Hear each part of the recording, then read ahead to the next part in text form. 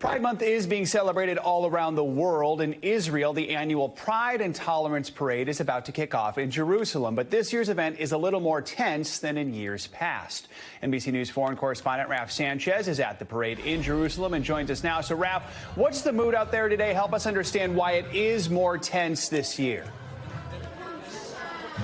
Yeah, Joe, you can see behind me people are starting to stream in here in Jerusalem.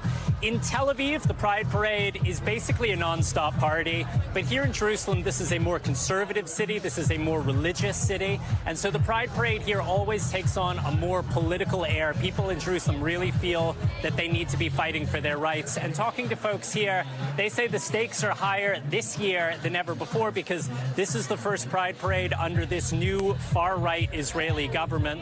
And there are a number of ministers, Joe, sitting around the cabinet table who have a long track record of homophobic remarks, including the finance minister, who once described himself as a proud homophobe, a deputy minister who ran for parliament on an explicitly anti-LGBT platform. And so a lot of the people who are gathered here today say they are concerned about what this new government is going to mean for their rights. Jeff? So, Raf, those concerns include concerns about the marchers' safety. Several people have been attacked at past events over the years.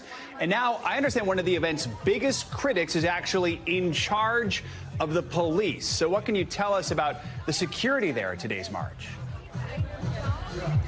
Yeah, Joe, it's this sort of ironic situation. This far-right government minister who himself has criminal convictions is now in charge of the police. There is a massive police presence here in Jerusalem. We had to pass through a police checkpoint to get in here today. And part of the reason for that is a few years ago, a 15-year-old girl was stabbed to death at this march by a religious extremist. That was an event that was absolutely traumatizing for the LGBTQ community here in Jerusalem. So the police say they are taking no chances this year. They say they've already made a number of arrests of people who made threats, who posted incitement online. But the hope here is that today's march will go smoothly.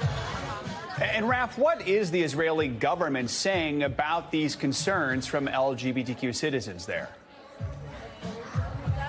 Yeah, Joe, so I put this to the Prime Minister's office. They make a couple of points. They say, first of all, for all the rhetoric coming from these individual ministers, this government is led by Prime Minister Benjamin Netanyahu, who says he has no intention of rolling back the rights of LGBTQ people here. I want to read you just a little bit of a statement they sent me.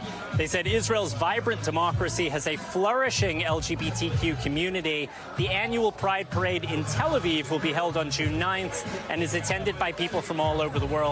They also point out that the Speaker of the Israeli Parliament, one of the most senior figures in the Israeli government, is himself a gay man who's married to a man, which is true. Joe, I should make the point, though, the Speaker of Parliament himself, a member of this right-wing government, has faced homophobic comments from his own colleagues in government because of his marriage to a man, which shows you kind of just how fractured this situation is. Jeff? All right, Raf, thank you so much. Thanks for watching our YouTube channel. Follow today's top stories and breaking news by downloading the NBC News app.